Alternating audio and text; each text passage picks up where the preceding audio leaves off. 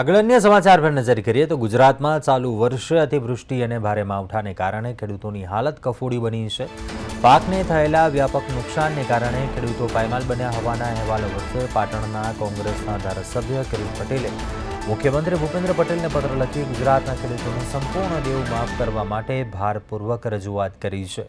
ધારાસભ્ય કિરીટ પટેલે મુખ્યમંત્રીને લખેલા પત્રમાં જણાવ્યું છે કે ચાલુ વર્ષે અતિવૃષ્ટિ અને ભારે માવઠાને કારણે ગુજરાતના ખેડૂતોની હાલત ખૂબ જ કફોડી બની છે અને ભારે નુકસાનીને કારણે ગુજરાતના ખેડૂતો પાયમાલ બન્યા છે તેમજ બેંકોનું દેવું ભરવા માટે પણ સક્ષમ નથી।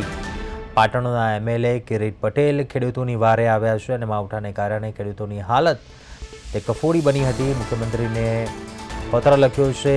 ખેડૂતોની વારે આવી દેવા માફી માટે તેમણે આ પત્રમાં રજૂઆત કરી છે।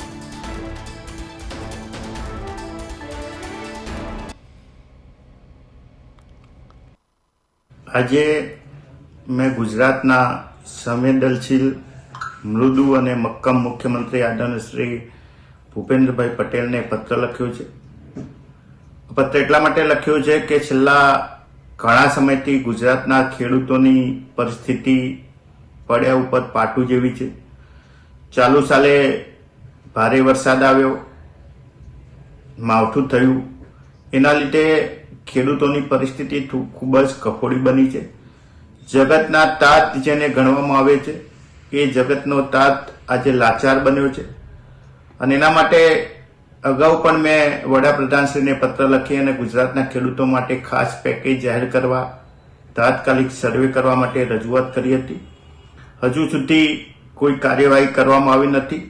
મોટા ઉદ્યોગપતિઓને રાજ્ય સરકાર દ્વારા ઘણી બધી રાહતો આપવામાં આવે છે, એનો અમને વાંધો ના હોઈ શકે, પરંતુ જગતના તાત ખેડૂત માટે રાજ્ય સરકારે કંઈક વિચારવું જોઈએ। અગાઉ કોંગ્રેસની સરકારોએ ખેડૂતોના દેવા માફ કરેલા હતા। ચાલુ સાલે પણ રાજ્ય સરકાર દ્વારા ગુજરાતના દેવા માફ કરવા જોઈએ। ગુજરાતને નંબર 1 રાજ્ય ગણવામાં આવે છે। આટલી બધી જીએસટી થી માંડી અને ખૂબ જ મોટી આવક ગુજરાત સરકારને અત્યારે થઈ રહી છે। જો ખેડૂતોના દેવા માફ કરવામાં આવે તો અમને ધારાસભ્ય તરીકે જે પગાર મળે છે એમાંથી 2 પગાર અમે આ ખેડૂતોના દેવા માફી માટે આપવા માટે પણ તૈયારી બતાવી છે। આજે મેં ગુજરાતના સંવેદનશીલ મૃદુ અને મક્કમ મુખ્યમંત્રી આદરણીય શ્રી